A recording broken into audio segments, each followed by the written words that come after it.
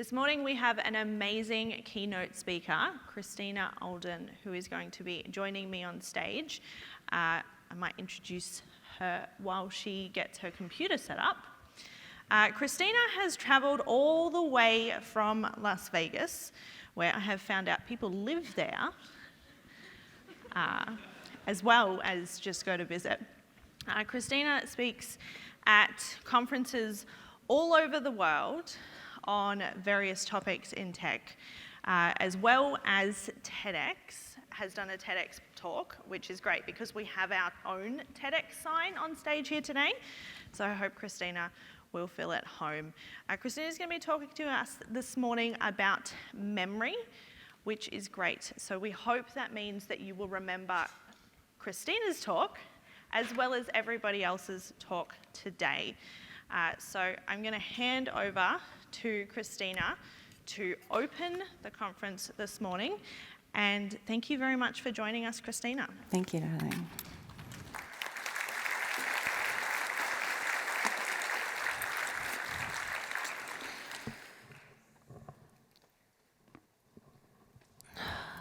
Let's open this and keep this down here. We'll certainly spill it otherwise.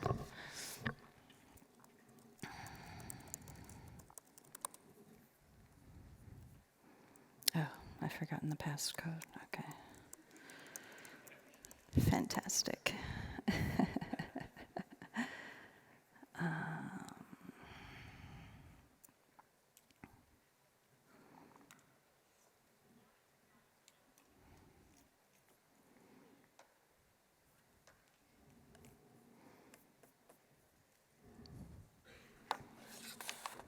Let's move this over here.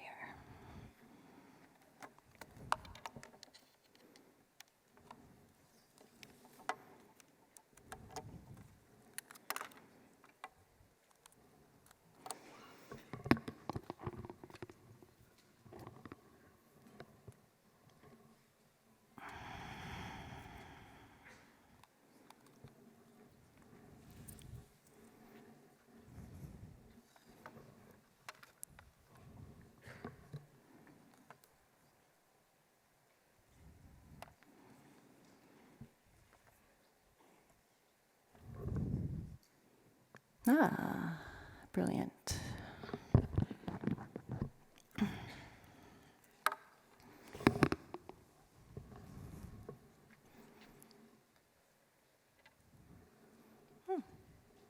Look at all you. You're gorgeous. Fantastic.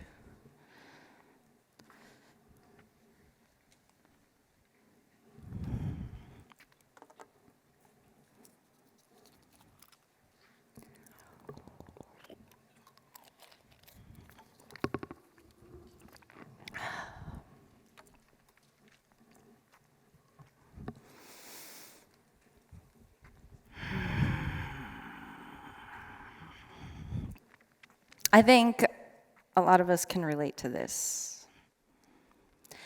Like you're having a dream, right?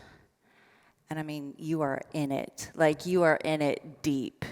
And you are about to give somebody, like this person, you cannot even believe that they just said this to you. And you are having this dream and you are really getting riled up, right? You are really feeling it. Maybe your heart is racing and they have really ticked you off this last time and that's it. You are not going to deal with this anymore. You will not put up with, maybe you got a finger going. Right?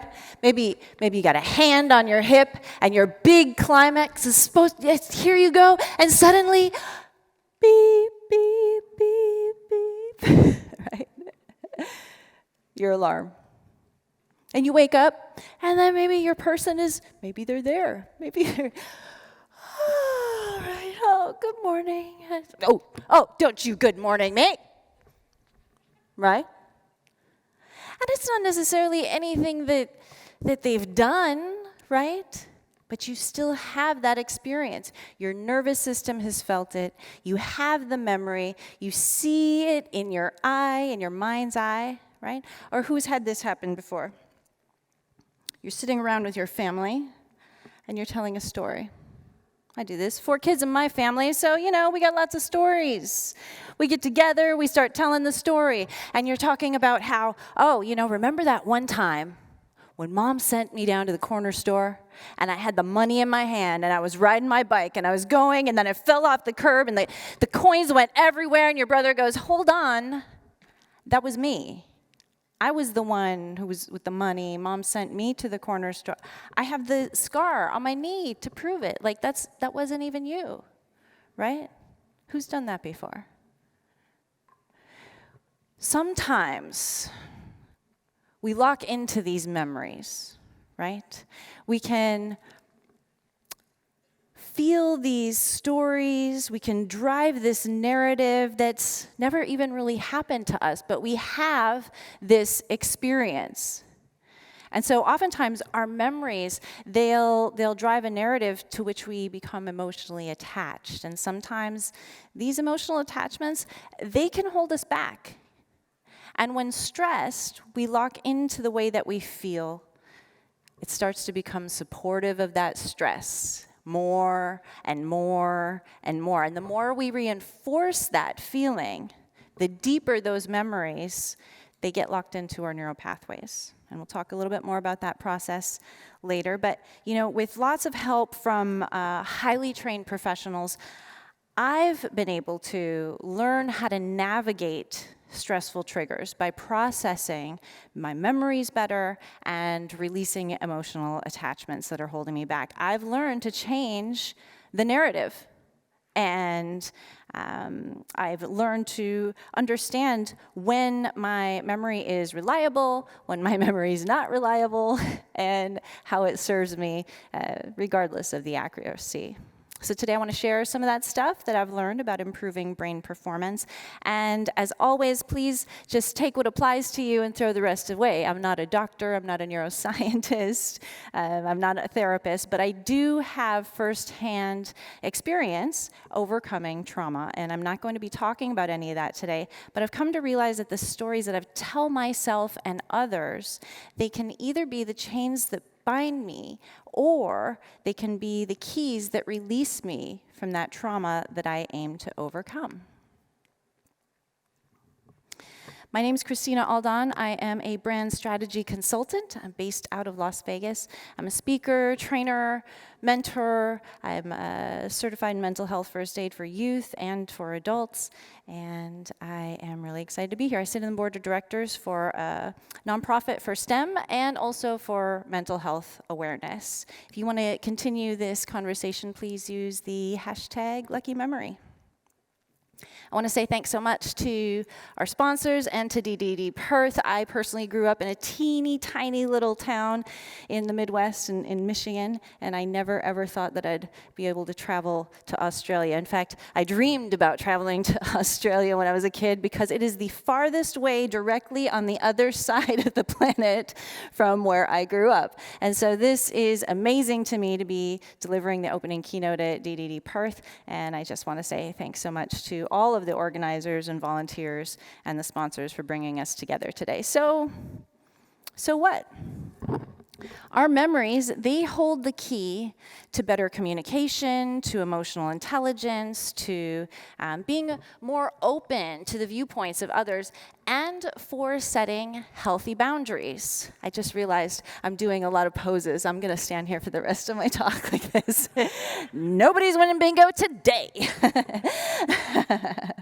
But you could see how, as a brand strategy consultant, I'm always looking for ways to connect products and services in meaningful ways to our end users and to our customers. You can see how this stuff would be important to me when I'm creating marketing funnels that have emotional triggers attached to them. So what is memory? It's a faculty by which the mind stores and remembers information, something remembered from the past. It is a recollection, which is really a way to say, memory is the process that we use to encode, store, and retrieve data. This affects our cognition, That's how we think about things. And also, it affects our behavior, how we respond, our observable responses. And so our brains are constantly taking in data, both internal and external. We have all of these stimuli, and we're processing data in real time based on all the new information that we take in, mixed with the information that's already in there, right? And so these days, what we know as memory is actually, it's an interconnected group of memory subsystems, right? We used to think that there's left brain and right brain. That's actually not how our brains work. And these multiple memory systems, they're constantly processing data, and they're able to function together or independently of each other. So memories are weird. Memories can be compressed. Our brain has this quality where, if the stimulus is the same over and over again, our memories will just compress it because it's the same day. Who's done this recently when you said, I do this? Oh yeah, last time you were over my house for dinner 6 months ago and we did board games and we did... No, Christina, that was 1 year and 6 months ago. Because everybody's been living the same day over and over and over and over again because of COVID. And so our brain has this quality for efficiency that it just compresses the memories, right?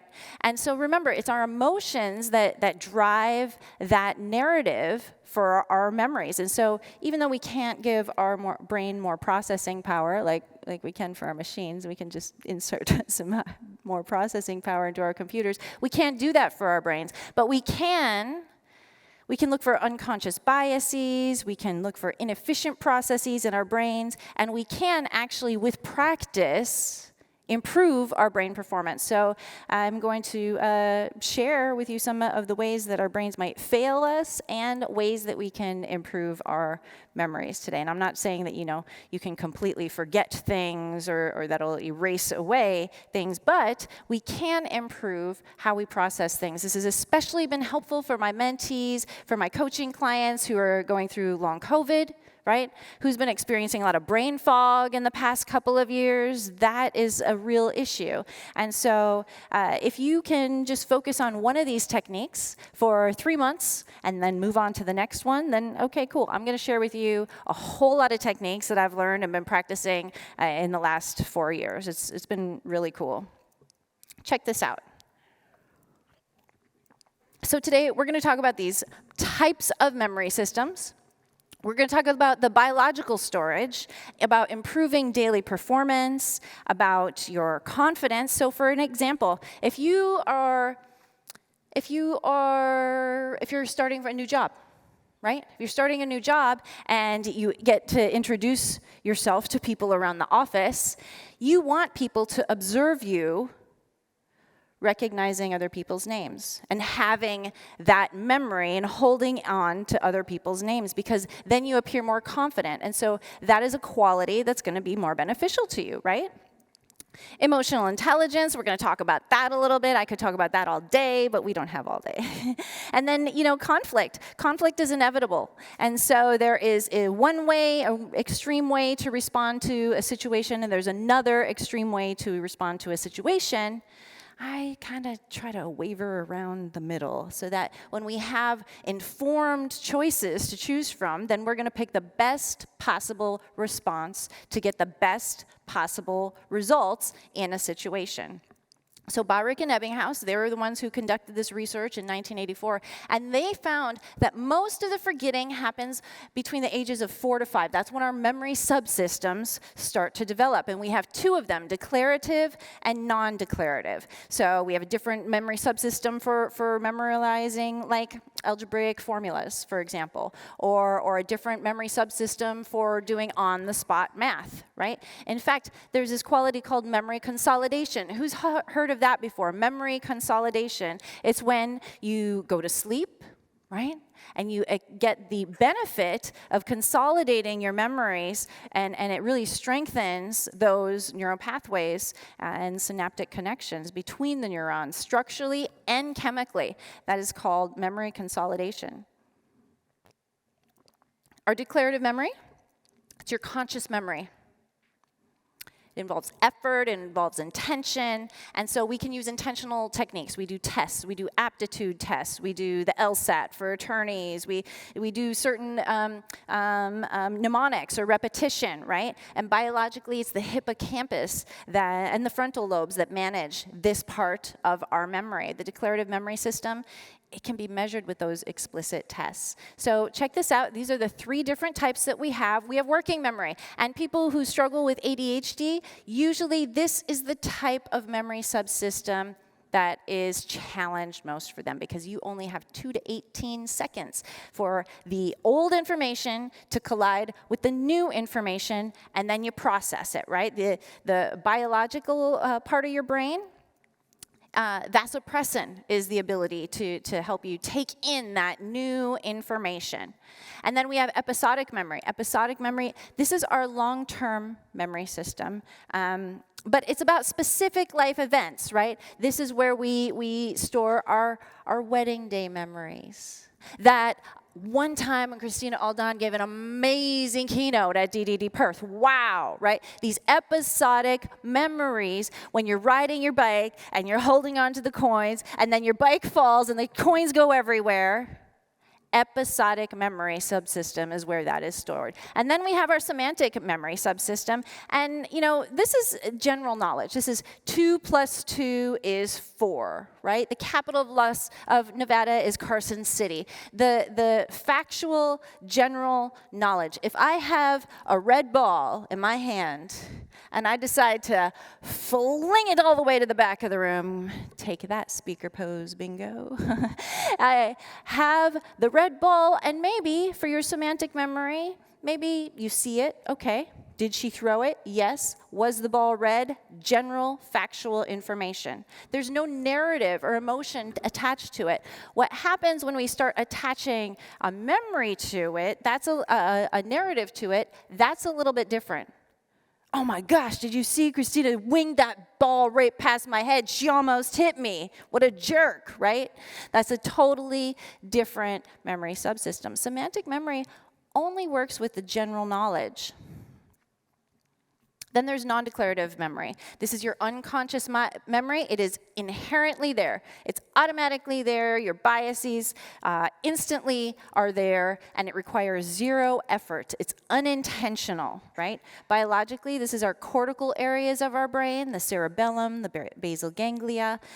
They're the ones that govern the non-declarative memory subsystem. And so this is really imperative for forming new memories. You'll see if people have amnesia and they're struggling with that, usually they have maybe damage to their cerebellum or something like that. And so people can improve by even, focusing on activities that are going to stimulate the basal ganglia, the cortical areas, the cerebellum. And of course, there are 3 different memory subsystems. Priming our memory. We can prime our memory by repetition. There are certain things like you can prime your memory with a perfume.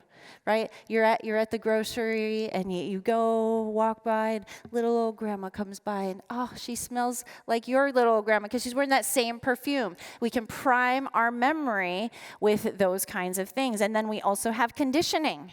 Conditioning is like Pavlov's dog. Who's heard of Pavlov's dog here? Most everybody, right? He rang the bell, he fed the dog would salivate. Ring the bell, feed the dog would salivate. Pretty soon, all he had to do is ring the bell. That's it. And the dog would salivate. Exactly. And so we can condition our brain patterns through things like neurolinguistic programming or through hypnosis, certain techniques that will help improve your conditioned brain. And then we have our motor procedural memory. This is a physical repetition over and over and over again, hitting a baseball, hitting a golf ball, dribbling a basketball. These are motor procedural memory subsystem stimuli. So, when these different subsystems are stimulated, right, they start encoding, storing, and retrieving data together, and sometimes not together. Sometimes a memory subsystem will be isolated from the other one, and it won't be activated. So, for example, let's say you're taking a math final. All right, we've learned semantic memory is going to store that formula. right? General factual knowledge. Cool. All right. But then you sit down to take your math final and your brain goes, nah, Somehow your short-term memory there is not giving you access. Either maybe you have an amygdala hijack and you're just like panicking and you're freaking out because you're not a person who takes tests really well. Maybe, like I said, maybe you have ADHD, right? And so that new information's colliding with the old information and it's just, they're hitting a wall and it's not happening, right? And so maybe this is, you're having a panic attack. This is a real thing for a lot of people, right? And then on top of that, maybe you're suffering from the effects of long COVID. Or maybe you're more of an auditory learner and processor when it comes to math. Maybe you're more of a visual learner and process visual cues when it comes to math. Maybe you're more of an associative learner, right? Maybe you got to have your favorite conference hoodie when you do your math test because guess what? It's my lucky hoodie. And we see this with sports people, right? We see this all the time. Everybody's got to have their lucky hoodie. They're not going to shave my beard because it's lucky. I'm not going to cut my hair. Whatever that is. But they're more associative. And so that's how they perform best, right? There are a lot of different approaches. And the goal is to get your brain to organize information in a way that is optimum for you. And guess what? There are 7.9 billion different ways to do that, ladies and gentlemen. So it's amazing that anything gets done at all. In fact, we were talking about that last night. But here's the thing. Brains, they lie. Right? Brains lie, as we heard in the beginning of my talk. Brains lie. And the more rigid our beliefs are, the more distracted we are, the more our brains are going to lie. And if you talk to police at a scene, they will say that eyewitness accounts are not accurate. They can interview 20 different people who are all right there, and you're going to get 20 different answers because, again, there's 7.9 billion different ways to process those data and that information, right? So, for example, our brains can create false memories. If you are a person who struggles with connecting with others, and I mean, this is a real thing for a lot of people. They deeply want connection and crave connection, but are unable to, for whatever reason, find it. Maybe you're sitting at home and you're thinking about that. Maybe you start ruminating a little bit. Maybe you start feeling a little bit from a victim mindset. Maybe you start recalling past memories through that victim mindset. You can actually create false memories from that. And that narrative starts to drive how you operate. That narrative starts to really shift how you see the world and create these false memories. And, you know, our brains are totally capable of this. In cases of extreme trauma even, your brain might dissociate from the memories altogether. So here's a perfect example. Let's say you went to go see the new Avengers movie. I guess it's the Doctor Strange one. Is that the one that's coming?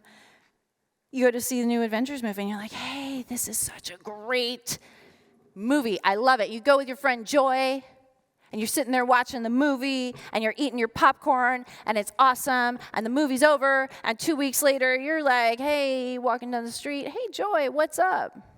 You should go see that new Avengers movie. I went with John to see it a couple weeks ago, and it was amazing. We had such a great time. There were explosions, the whole multi-universe thing. I mean, it was so awesome. And Joy's sitting there going, you're kidding, right? It was me. I was there. I was there with you. And here's the thing. It's not that you did it on purpose, right? Gosh, I love Joy. I love John. Like, we're all friends. No, it's just that your focus was on the movie itself. And so your brain just kind of fills in the friend spot. I've totally done this before, by the way. It's not awesome. But you could totally create these false memories. Your brain is perfectly capable of that. Interruptions, I want to say a quick thing about interruptions because we have retroactive and proactive interference, and I use this as a tool. So, interruptions, I work from home, I am a consultant. When my kids come running into my office, they go, hey, Mom, can I run to the... I go, just a minute. I give them one of those, right? Because interruptions are the number one reason that we forget. And it's the same thing when we work in big open offices. It's the same thing when somebody runs in. Now, there's nothing wrong with this. What this does is it gives you a pause to finish up the email, to finish up the thing, to finish up the text thread. Hold on, get in line, you're number 3. Let me just wrap these up, right? In fact, if you communicate with people, they're going to actually appreciate and respect your boundaries, and they're not going to start running into your office as much. So you could just, let me just finish this up real quick. I have a thought. Let me finish it up. Because you know what? If you don't, it's gone.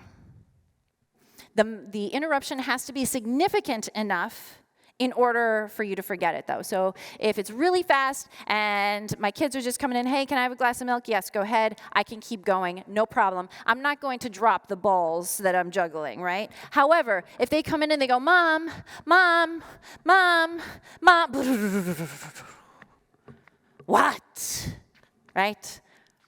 Or who's had this? Hey, can I ask you a quick question real quick? It'll just take 5 minutes. Nope. Give them one of these, right? Just a moment. Let me finish this thought. Let me finish this email. It's going to be a really powerful tool, and then you're not going to lose that because interruptions are the number one reason why we forget. Look here. Look at this. What you see is not always what you get. What you see is not always what you get. Remember what I said. Eyewitness accounts are not accurate. They are not dependable. And if you ask 20 different people at a scene, you're going to get 20 different answers. This has been proved over and over again and replicated in laboratories and research all over the planet that we cannot always trust our memories because brains lie. So how can we improve our memory? It's totally possible. We can improve our memory, we can improve our capacity for learning, and we can improve our ability to encode, store, and retrieve data. This is how we do it. We used to think that our brains were so much more limited. 8, 9, 10 years ago, we didn't know anything about the brain. We used to say, you can't teach an old dog new tricks. Who's said that before? Stop saying that. It's not true. In fact, you can teach an old dog new tricks. In fact, you can start creating neural pathways as early as 5 to 6 hours. Your brain will start rewiring. It's pretty cool. If the stimulus is strong enough or repetitive enough, we can rewire our brain. I know this. I am living proof of this as somebody who has overcome trauma, as somebody who at one point was even catatonic for 9 days straight. I did not speak. These are the ways that I have learned to improve my brain performance. And I use it with my mentees, my consultants, my coaching clients, everybody. And it's really, really cool. So this is neuroplasticity in action, right? So if we strengthen that neural pathway and we stimulate it over and over and over again, then we start to learn things. If the stimulus is strong enough or repetitive enough, it will stick. Also, if we stop the stimulus, those neural pathways will dissolve, right? So think about it. It makes sense that just reading a book about emotional intelligence or memory, it's not going to instantly improve. You have to actually practice these things over and over and over again. Or the stimulus has to be strong enough. Ladies and gentlemen, imagine teeny tiny little Christina. I take you back 40-some years ago, crawling around the floor of my grandmother's house. And in the U.S., we have 110 volts, but you know what? I think you get the picture. We are looking at me crawling around my grandmother's house, and I pick up one of those metal hairpins, and it happens to be the perfect size for a zzzt. Crying, oh my gosh, Mom, it bit me, right? My mom had no idea what bit her because we didn't have dogs. We didn't, what was it? What bit her? I had no. it bit me. And then she realized that I'd stuck the bobby pin into the socket. How many times do you think I stimulated that neural pathway in my life? Once. Once. That was all that was needed for me to learn the lesson. If the stimulus is strong enough or repetitive enough, you will remember it. And also neuroplasticity, just as we will remember it, we can forget it. So my French teacher used to say, if you don't use it, you lose it. That's why the only thing I can say in French is, est-ce que tu une cravate? Are you a tie? It's completely useless. I don't know. 3 years of French. It's unbelievable. And so we went through different kinds of memory subsystems. We talked about the value of neuroplasticity. We talked about how memories can be false. Let's talk a little bit about how we can process our memories. We have shallow processing, superficial, or deep, where we have that purpose attached to the data, when we have something that's meaningful to us. Now remember, there are 7.9 billion different ways to do this, and that means introverts and extroverts are going to respond to the same stimuli in a different way. If you are in teams, we need to understand this, and we need to take this into consideration. Deb Nikima put up a really great Twitter post that she said I could use as I was putting my talk together. Front load the data. Front load me with information, give me time to process and respond. I'm not an on-the-spot thinker, but give me time to be thoughtful, and it's worth the wait. Give me reference material, make asynchronous collaboration possible. My brain's not always lit up and ready for output. Allow me to communicate in text. That's a big one for me. That's a really big one for me, because is anybody else really good? Like you go home and you're like, oh, I should have totally said this.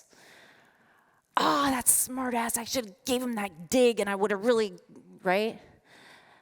Oh, I had the perfect response 4 days later. Like the other person's not even thinking about the conversation anymore, you know? Real-time meetings are a lot to process at once, and I'm already short on working memory. I'm probably bored, and it's taking everything I have just to stay focused and listen for understanding. This is especially true during COVID times. Here is a summary of what Deb Nikima has to say. Understanding this, it helps us support everyone on the team so that everyone can perform better on the job. If you are going to come right out of the gate and be like, hey, everybody, all right, let's go. Let's get this meeting started, right? Extroverts are going to go, yeah, let's go. This is awesome. I got ideas. We're going to start talking over each other. Oh, I got some creative things. Let's go. And all of the introverts are going to go, ooh, I guess it's going to be one of those meetings again. Oh, they're going to check out. They're going to sit back and quietly resent you. And they're going to wait for the big moment 2 months later when the poop hits the fan, and they're going to say, I told you so. I told you 2 months ago. Right? Because they respond to the same exact stimuli in different ways, and we need to understand this. And this is why we have to have all types of communication and facilitation during our meetings. So let's talk about encoding memories. Ways that we encode our memories. Our focus, right? You can train your brain to recognize patterns. For example, you might want to think about trying to recognize somebody in a happy, cheerful moment, and then the next day, 2 happy, cheerful moments, and then the next day, 3 happy, cheerful moments, and then the next day, 4 happy, cheerful moments, because you know what? We are really good at finding the not-so-good moments. We don't need that. That's already implicit in our brain, looking and scanning for threats. So think about what your focus is. Remember the popcorn, eating, watching the movie and eating popcorn with your friend, and then you're like, oh, sorry, Joy. But what's your focus? Next, you can also train your brain with a slow and low. Oh. Let's try it right now. Ready? Slow and low. Ah.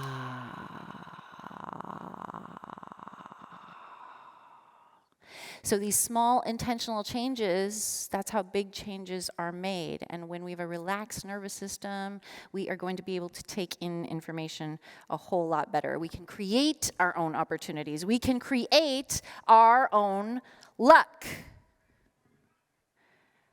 We can improve our encoding through a technique that's called the memory card technique. I'm from Las Vegas. We love to play cards in Vegas. So you take some cards, you lay them all out, and you can try to remember them. You can do things like try to remember the order of the 52 deck of cards. You can do things like try to remember all of the cards that have a white background. You can remember all of the black cards, all of the red cards. And after you do this over and over and over again, what you're doing is you're training your brain to encode data better and faster. You can also do this through action. This boosts our episodic memory encoding because it releases noradrenaline. And so if you've got a wobbly kid like me, right, when they're studying, give them a wobble cushion because they're going to wiggle at school.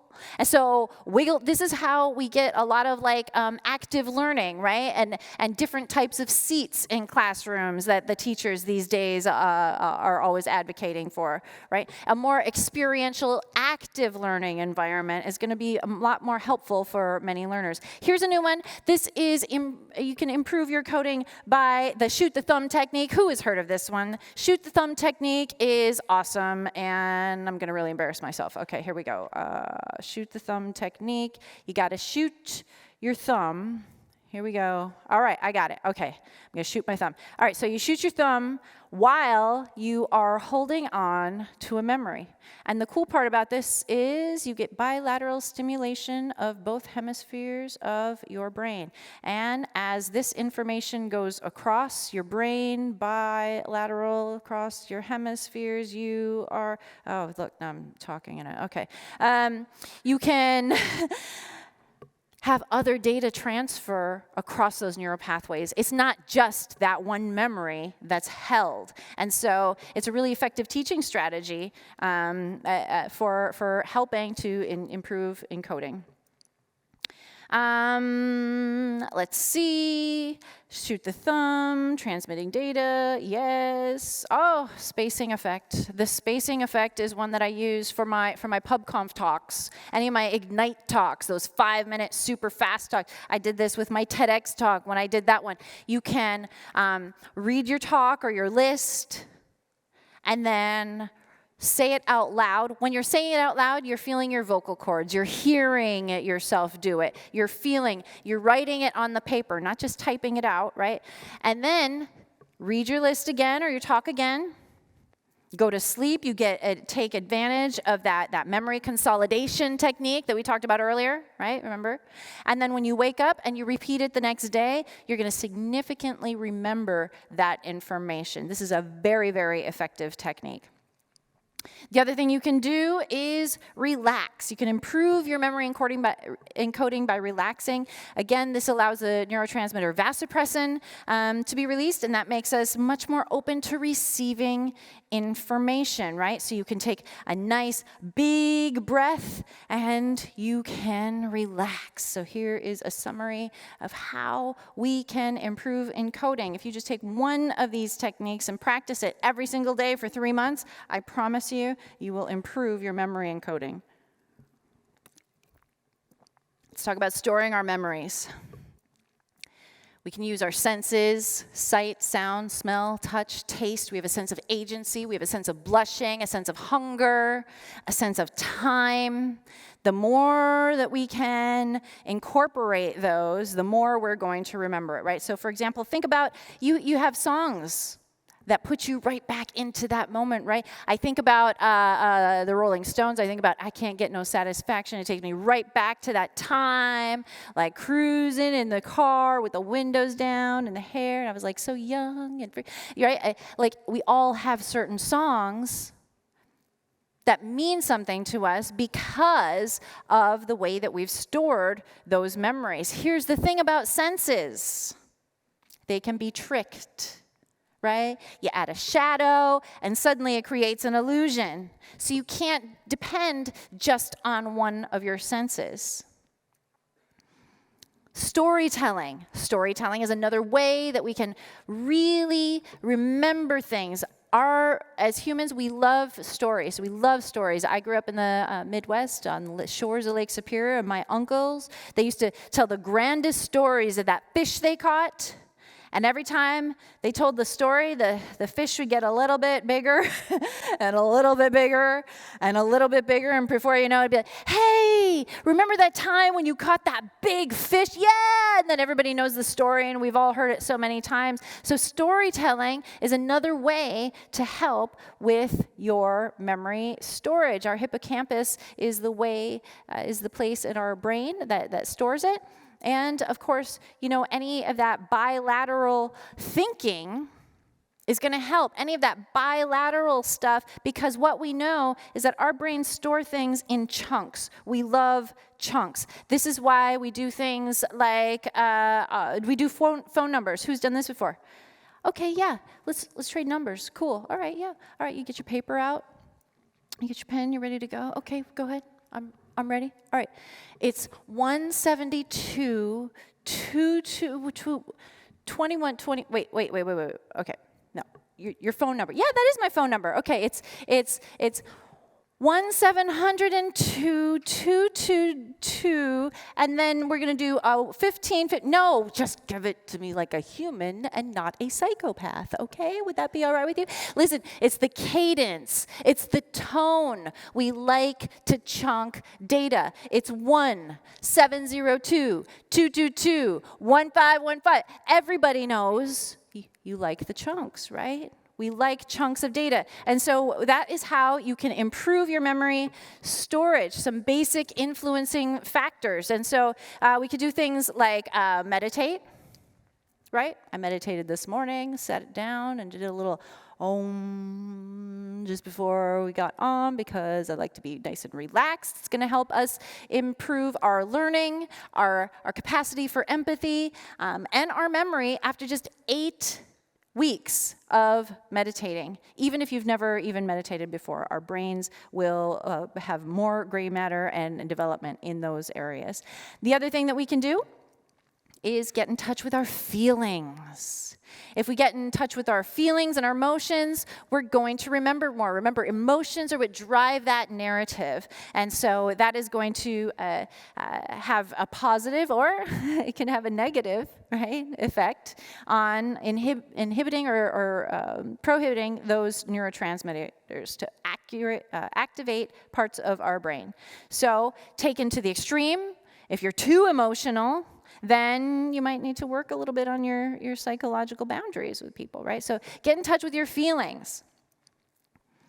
Here's the other thing you can do is association. For example, putting on your favorite hoodie or attaching that new information to something that's already in there. I do a workshop about this where we actually do practice things and we build a memory palace. And I show you exactly how to associate certain memories with certain things that's already being retained.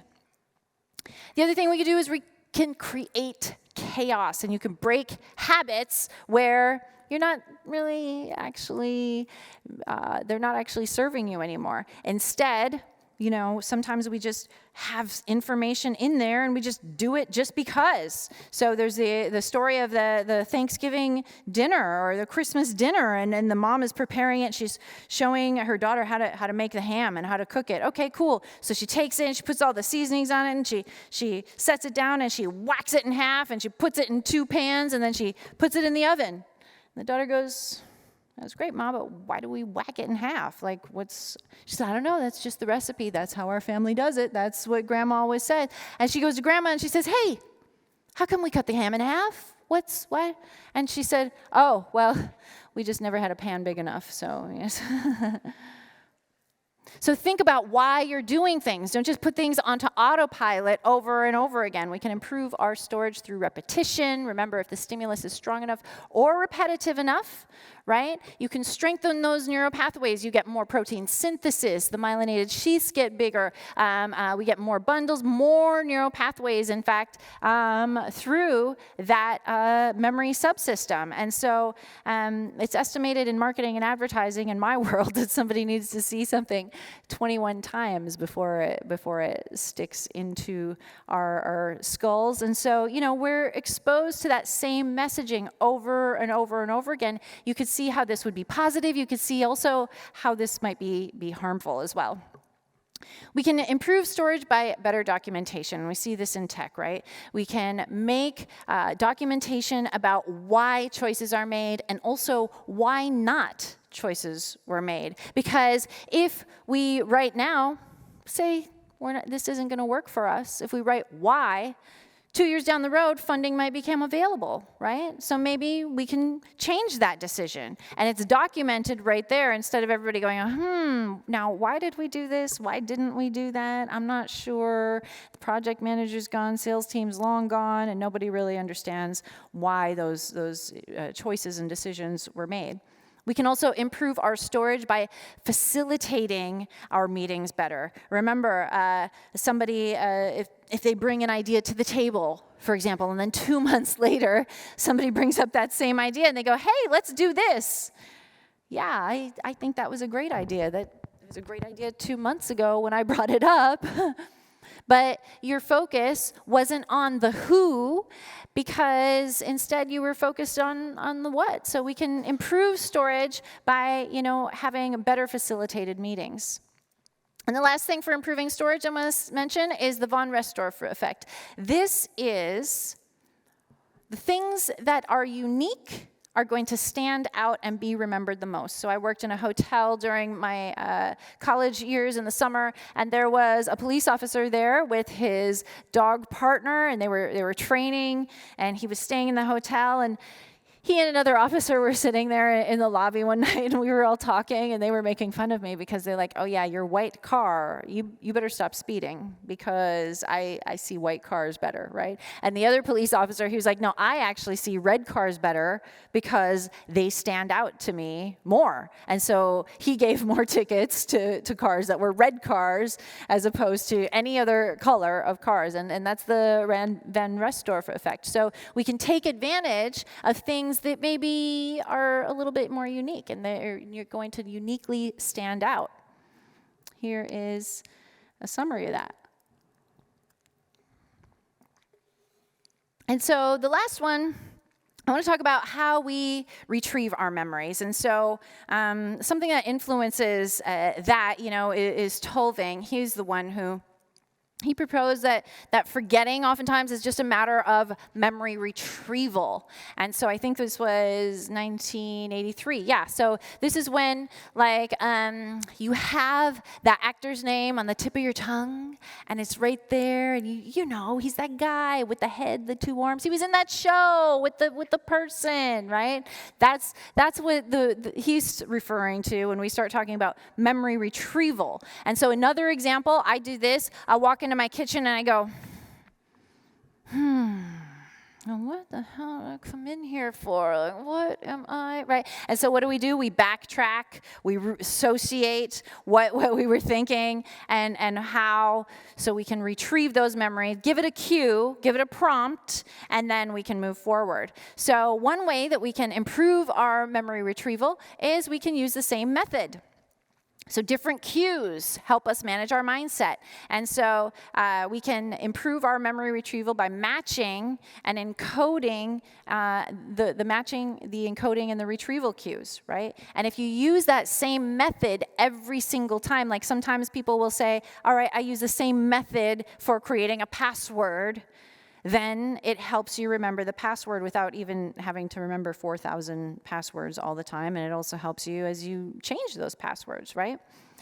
You can also do intentional recall. Your mood and other biases, whatever is in that moment, they're going to influence the information that you recall. So if you want to improve your memory retrieval, Consider that mindset that you're in, and then, move forward with intentional recall. Intentional recall is then how we teach that information to people, right? If we feed it back to somebody, this is what I learned, then we are going to be much more able to retrieve memories in the future. We're training our brain to think that way. So consider maybe how the information could be applied to your work that you've learned in the conference this afternoon, right? Think about how maybe you are going to long-term store something through association. That's also going to help imprint it into those neural pathways.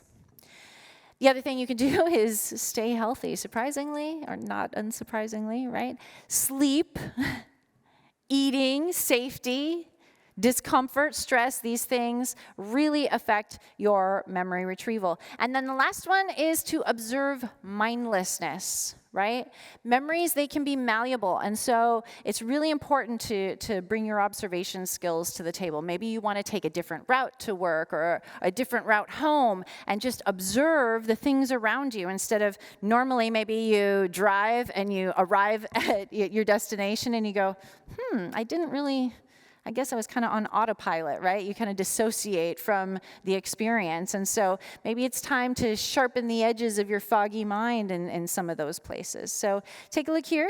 This is the ways that we can improve our memory retrieval, the methodology, managing your mindset, intentional recall, staying healthy, and observing mindlessness. So those are the ways you can improve retrieval.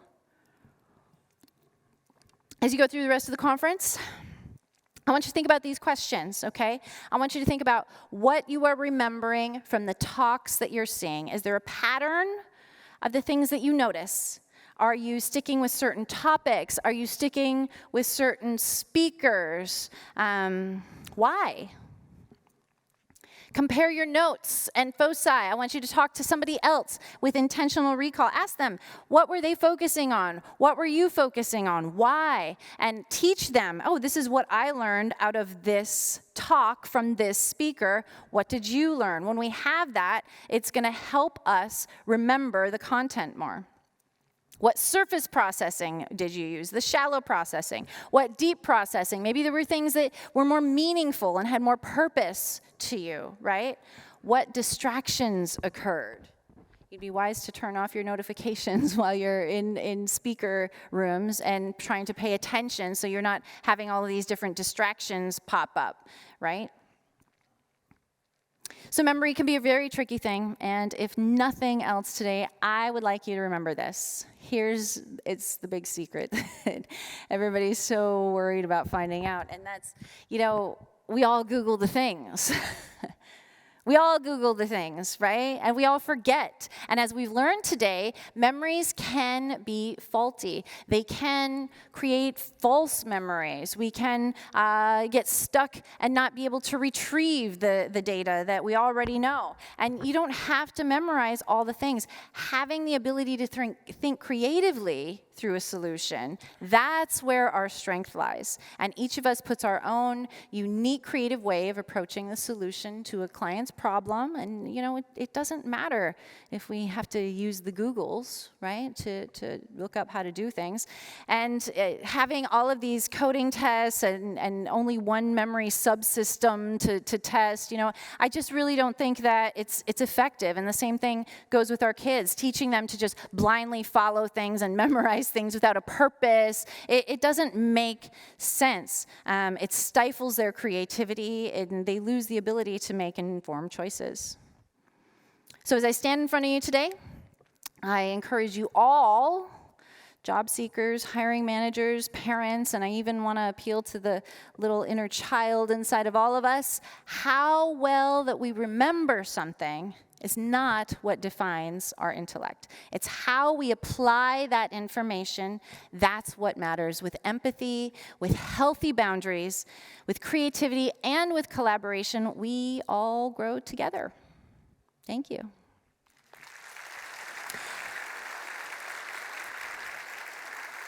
And one more thing, I wanted to ask if anybody remembers if I was wearing a sweater at the beginning of my talk, or glasses, or a scarf, or a ponytail at all. It's important, I think, to kind of remember what our focus is on and what we are taking away from all of these talks, because every single person is going to get something different out of our talks today, and it's going to be a missed opportunity if you aren't able to challenge each other and to share that information together. So thank you very much.